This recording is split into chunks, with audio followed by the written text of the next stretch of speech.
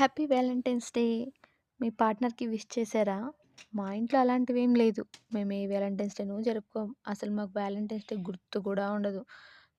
ఎవరైనా స్టేటస్‌లేస్తే ఓహ్! ఈరోజు వ్యాలంటైన్స్ డేనా అనుకుంటాం అంతే. అసలు వ్యాలంటైన్స్ డే ఎందుకు జరుపుకుంటారు? అదంతా కాదు గానీ, అసలు ఎవరెవరు వ్యాలంటైన్స్ డే జరుపుకోరో వాళ్ళు కామెంట్ చేయండి కింద. మేమైతే అస్సలు జరుపుకోము.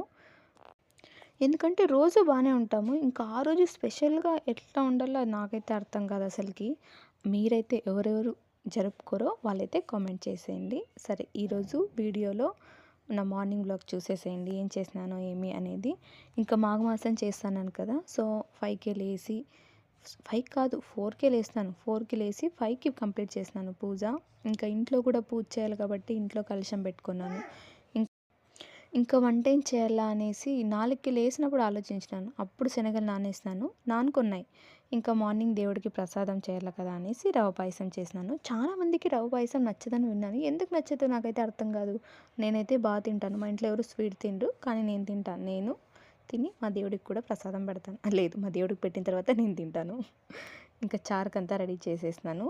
మసాలా పెట్టేసి నాకైతే తిరుపతికి పోయి వచ్చినప్పటి నుంచి నోరు మొత్తం చెడిపోయింది. అసలు ఏం తిన్నా టేస్టే తెలుస్తలే. సప్పగా అయిపోయింది నోరంతా. అందుకే నా కోసం స్పెషల్‌గా ఆకుకూర ఏసేసి సప్పనీళ్ళు చేసుకుంటాను. బావుంటుంది తింటే.